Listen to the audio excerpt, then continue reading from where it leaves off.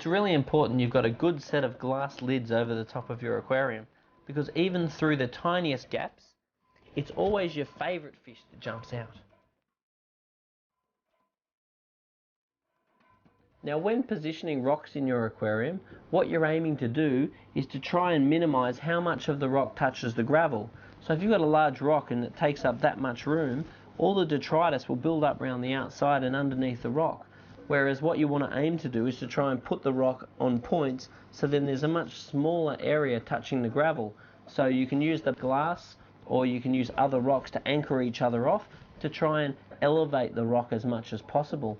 Now, I typically will pick up a rock, place it in the water, roll it around in my hand, and look for the most interesting feature of the rock, and try to make sure that the most interesting feature is getting used best to its advantage. So you're trying to make as many caves, you're trying to create as much elevation, as many little holes where the fish can swim in and through. Try not to create contact with the surface as much as possible, and you should be able to decorate your aquarium beautifully.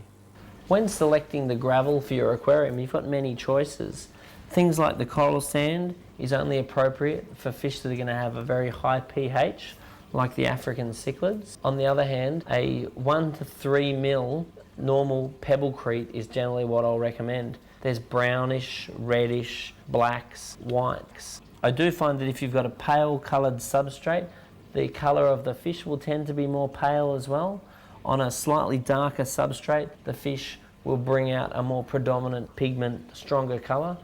I'll also find that if the substrate is too dark, that will promote the fish to become quite dark as well. So I'll generally like a reddy, brown type natural looking pebblecrete.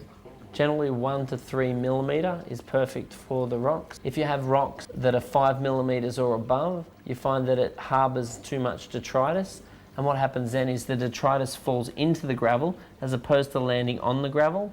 If the gravel is fine, as in 3 millimetres or 1 millimetre gravel, the detritus will land on it, where the fish can sift through it and pull any excess nutrients out of it. In this particular case, you can see that the sand is really dirty underneath.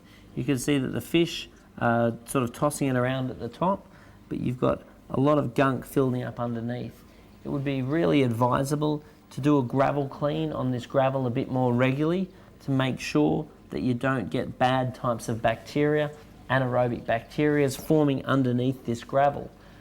On all circumstances, I recommend that you keep your gravel as thin as possible, because when it does start getting thick like this, the amount of gunk that's building up in it does lower your water quality and does encourage the growth of anaerobic bacteria, which discharge hydrogen sulfide, which is a toxic acid into the aquarium and is actually capable of killing your fish.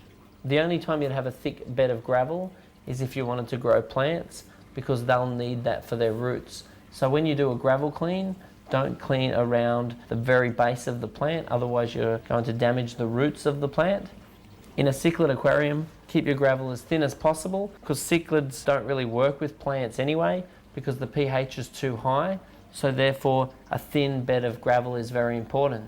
In cases such as this one, which has got coral sand in it, monitor the fish carefully, because it's not uncommon for the coral sand to be quite sharp and damage the gill lining of the fish. In the natural environment, these cichlids would either be over a purely rocky environment, which may have a thin layer of mulm over the rock. Mulm is a very soft, non-organic detritus, which doesn't damage the gill of the fish at all. It's very soft on the fish.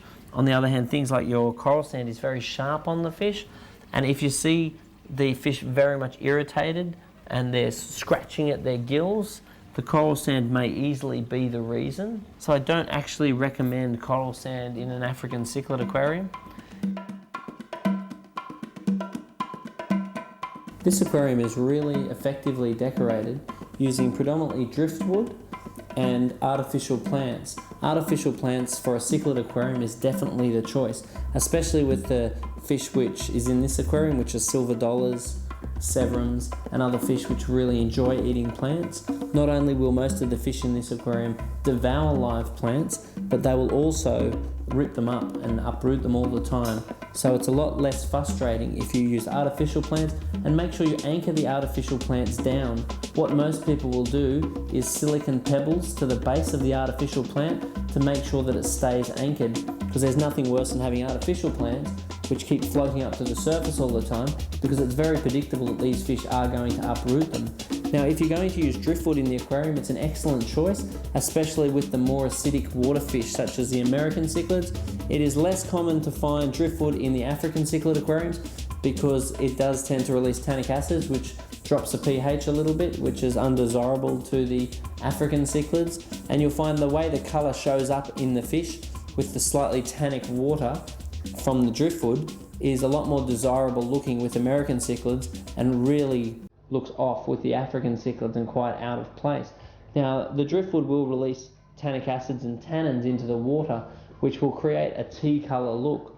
Now, if you want to reduce the tea colour, not only water changes, but predominantly the use of activated carbon will suck the tannins out of the water and make the water clear. So once again, if you are going to use driftwood in your aquarium, with American cichlids it creates a very desirable result. Can be used with African cichlids. Watch the pH and definitely run carbon.